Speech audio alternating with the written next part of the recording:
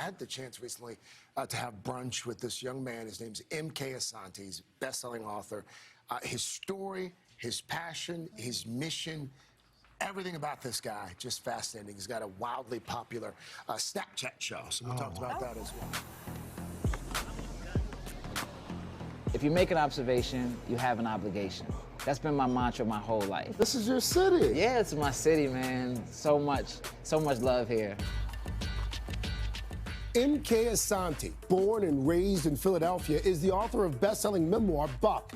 He's the youngest professor ever to receive tenure at Morgan State University and is now the host of Wild Black on Snapchat. My name is M.K. Asante, and this is Wild Black. Wild Black is exploring what it means to be young, gifted, and black today in America.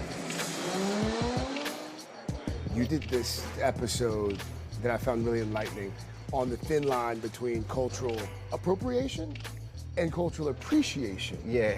How does that make you feel, like, as a black woman, when you see people profiting from looking like a woman of color? I think it's insulting when you see, you know, a black girl has braids and she's deemed ghetto or ratchet or like unprofessional, but like a white girl can wear her hair in braids. It's like code influencing. Do you think that cultural appropriation has become far more commonplace in the age of social media? I think we see everything more now with social media. There's so much in African-American culture that we see other cultures really being inspired by, borrowing from, whether it's the dress or it's music or different aspects of culture.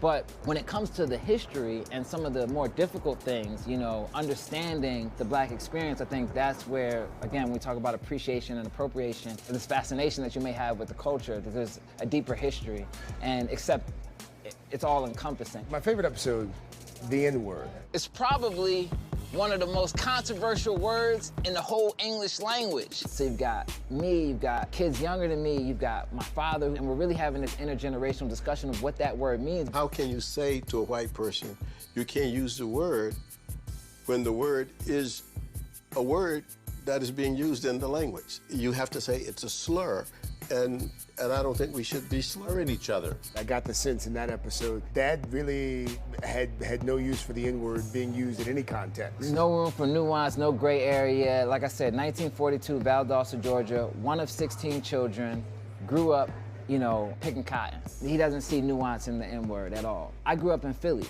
and I grew up around people saying that word all the time. I get where Pops is coming from. I also understand where my brother is coming from. So it's not about like saying you can't say this. I think it's about the discussion. Words are very powerful. And so we sometimes use words to dehumanize, right? I think when we look at the history of the N-word, we see that, right? And so I think it's really important to be really careful about the intentions behind our words and what we say. Words and language are important to MK, who discovered creative writing in high school. But he almost didn't get there. His mom struggling with mental illness, his brother in jail, MK dropped out and started dealing drugs.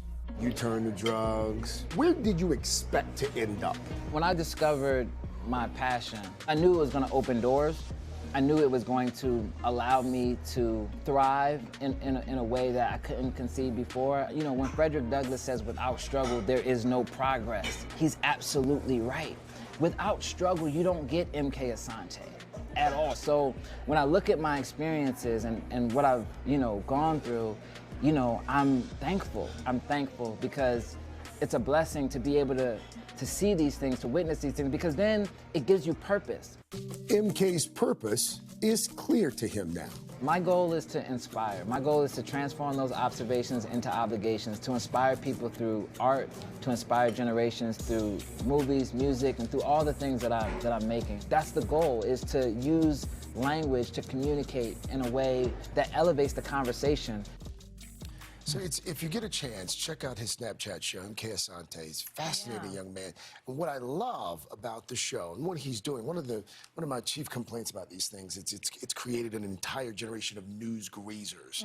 People who just read the headlines. They don't click and read the actual article. Deeper. Exactly. What he does in his Snapchat show is he takes difficult topics to get your head around, and it's just 6-7 minutes, and he digs into them. and Love covers that. all the angles. So. And who inspired him or influenced him and allowed him to, really figure out that he loved to write? Because that's really what saved him. Well, he managed to study at the feet of the master, Maya Angelou. Dr. Maya Angelou. He spent some time with her, and she was very instrumental. His memoir, Buck, by the way, if you get a chance, check it out. It's being adapted for a movie. He's got a great story. I could totally see it on the big screen. terrific. Yeah. Thank you. And we will be right back.